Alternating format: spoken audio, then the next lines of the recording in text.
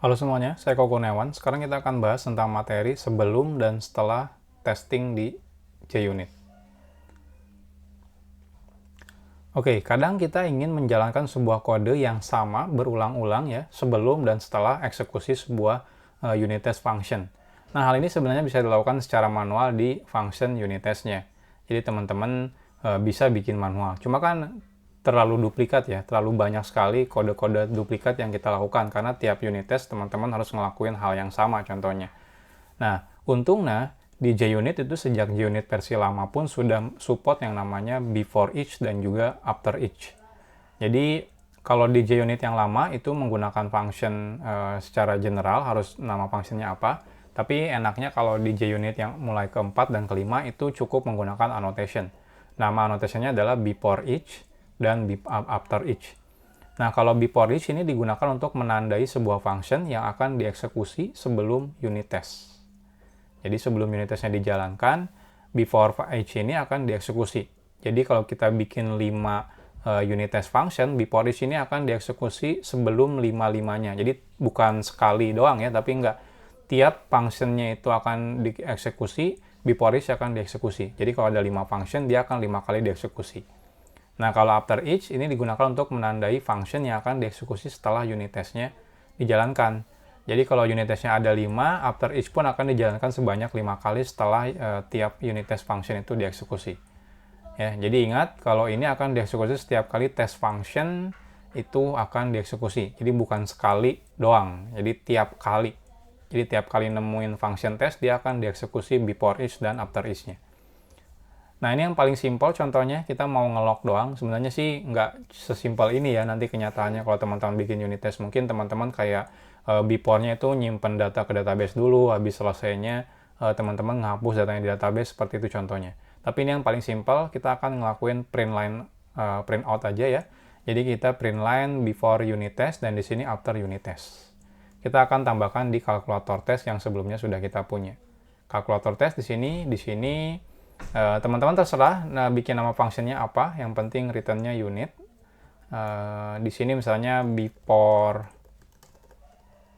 each ya, sama di sini fun after each. Nah, teman-teman untuk menandai kalau ini perlu dieksekusi setiap kali tes ini dieksekusi ya, teman-teman tambahkan before each. Lalu di sini after each. Nah, di sini contohnya kita print line sebelum unit test. Ini setelah unit test. Nah, kita akan coba running. Nah, kalau teman-teman perhatikan, lihat di sini ada sebelum unit test, setelah unit test, sebelum unit test, setelah unit test keluar. Jadi tiap ini dieksekusi ya. Dia keluar sebelum unit test, di sini setelah unit test. Ini juga sama, sebelum unit test, habis itu dieksekusi tes ininya, biar lebih enak sih kelihatan di sini kita tambahkan informasi ya. Print line misalnya unit test ini. Ini unit test ini. Saya copy lagi, ini unit test ini. Ini unit test ini. Nah, selesai. Kita lihat, jalankan ulang. Nah, hasilnya seperti ini. Jadi, sebelum unit test dieksekusi, setelah itu unit testnya dieksekusi, habis itu setelah unit test dieksekusi lagi. Nah, ini juga sama, sebelumnya dieksekusi, habis itu unit testnya dieksekusi, dan setelahnya. Semuanya sama, kecuali ignore. Kalau ignore enggak ya. Nah, ini juga sama. Jadi ini kalau saya teman-teman mau bikin kode yang sama berulang-ulang sebelum dan setelah unit test. Ya teman-teman nggak perlu pusing di sini di manual ya, di dalam tesnya teman-teman cukup menggunakan before each dan juga after each. Jadi ini caranya. Nah, gimana kalau teman-teman pengen cuma sekali doang? Contohnya sebelum semua unit test dieksekusi, teman-teman ngelakuin sebuah seremoni ya di sebuah function. Setelah semua unit test dieksekusi, teman-teman juga ngelakuin seremoni di sebuah function. Nah, contohnya yang paling sederhana yang bisa dibayangkan contohnya sebelum unit testnya dijalankan, teman-teman misalnya buka koneksi dulu ke database. Nah, kalau itu kan cukup sekali doang, nggak perlu berkali-kali gitu ya. Nah, setelah selesai, contohnya teman-teman menutup koneksi ke database. Nah, contohnya seperti itu. Nah, itu juga bisa. Jadi, teman-teman ada juga annotation yang namanya adalah before all dan juga after all. Ya.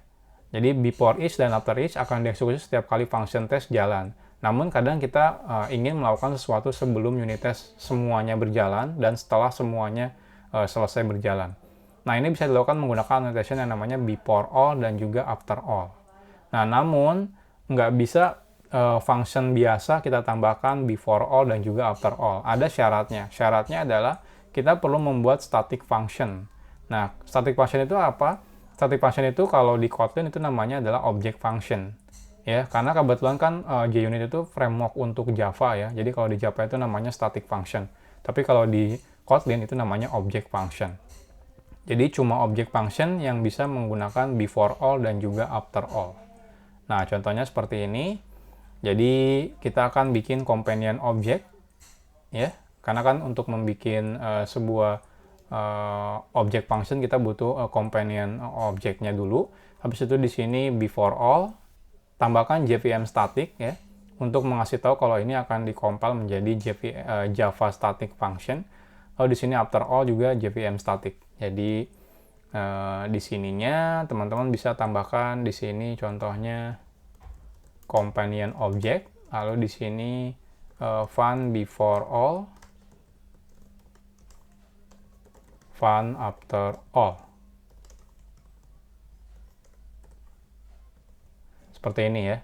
Nah, ini kita tambahkan JVM static untuk ngasih tahu compiler si Kotlin kalau ini nanti perlu di-generate menjadi si static metodenya Java. Ini juga sama. Lalu di sini teman-teman bisa tambahkan add before all ya, dan di sini add after all. Nah, selanjutnya di sini silakan contohnya print line ini tadi apa ya sebelumnya? Ini sebelum semua unit test. Ini setelah semua unit test. Jadi teman-teman butuh bikin companion object ya dengan nama ini. Kalau saya teman-teman ini juga harus sama, berarti object seperti ini. Tapi kalau sama, jadi teman-teman nggak perlu, jadi cukup seperti ini. Nah, seperti ini. Ini udah selesai. Jadi nanti ketika unit test sebelum ini semua dieksekusi, maka ini akan dieksekusi dulu. Nah, setelah semua unit test di sini dieksekusi, maka yang after all ini akan dieksekusi. Nah, kita coba sekarang jalankan, kita lihat hasilnya apakah benar atau enggak. Kita lihat di sini ya. Nah, ini. Nah, kita lihat di sini sebelum unit test semua. Ini enggak ada lagi. Ini seperti biasa yang tadi. Nah, di sini adalah setelah semua unit test. Jadi itu. Jadi kalau before each dan after each itu tiap unit test akan dieksekusi, tapi kalau before all sama after all itu akan dieksekusi sebelum jalan dan setelah jalan. Tapi ingat ini scope-nya cuma di kelas ini ya. Jadi kalau teman-teman ini bikin kelas unit test yang berbeda, contohnya A test gitu ya, itu juga nanti akan dijalankan di kelas tersebut. Ya, si before all sama before each dan sebagainya.